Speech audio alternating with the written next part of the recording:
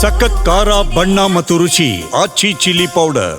ಕಳೆದೆರಡು ತಿಂಗಳಿನಿಂದ ಚರ್ಚೆಯಲ್ಲಿದ್ದ ಕರ್ನಾಟಕ ರಾಜ್ಯ ಕ್ರಿಕೆಟ್ ಸಂಸ್ಥೆ ಚುನಾವಣೆ ಫಲಿತಾಂಶ ಹೊರಬಿದ್ದಿದ್ದು ವೆಂಕಟೇಶ್ ಪ್ರಸಾದ್ ಬಣ ಭರ್ಜರಿ ಜಯ ಸಾಧಿಸಿದೆ. ಅಧ್ಯಕ್ಷರಾಗಿ ಮಾಜಿ ಕ್ರಿಕೆಟಿಗ ಕನ್ನಡಿಗ ವೆಂಕಟೇಶ್ ಪ್ರಸಾದ್ ಆಯ್ಕೆಯಾಗಿದ್ದಾರೆ. ಉಪಾಧ್ಯಕ್ಷರಾಗಿ ಸುಜಿತ್, ಸೋಮಸುಂದರ್, ಖಜಾಂಚಿಯಾಗಿ ಮಧುಕರ್, ಜನರಲ್ ಸೆಕ್ರೆಟರಿಯಾಗಿ ಸಂತೋಷ್ ಮೆನನ್ ಆಯ್ಕೆಯಾಗಿದ್ದಾರೆ. ಇನ್ನು ಬ್ರಿಜೇಶ್ ಪಟೇಲ್ ಬಣದ ಬಿಕೆ ರವಿ ಜಂಟಿ ಕಾರ್ಯದರ್ಶಿಯಾಗಿ ಆಯ್ಕೆಯಾಗಿದ್ದಾರೆ. ಚಿನ್ನಸ್ವಾಮಿ ಕ್ರೀಡಾಂಗಣದಲ್ಲಿ ನಡೆದ ಚುನಾವಣೆ ಪ್ರಕ್ರಿಯೆಯಲ್ಲಿ ಒಟ್ಟು 1315 ಮತಗಳ ಚಲಾವಣೆ ಆಗಿದ್ದವು. ಕೆಎಸ್ಸಿಎ ಚುಕ್ಕಾಣಿ ಹಿಡಿಯಲು ಮಾಜಿ ಕ್ರಿಕೆಟಿಗ ವೆಂಕಟೇಶ್ ಪ್ರಸಾದ್ ಹಾಗೂ ಕೆಎನ್ ಶಾಂತಕುಮಾರ್ ಬಣಗಳ ನಡುವೆ ತೀವ್ರ ಪೈಪೋಟಿ ನಡೆದಿತ್ತು.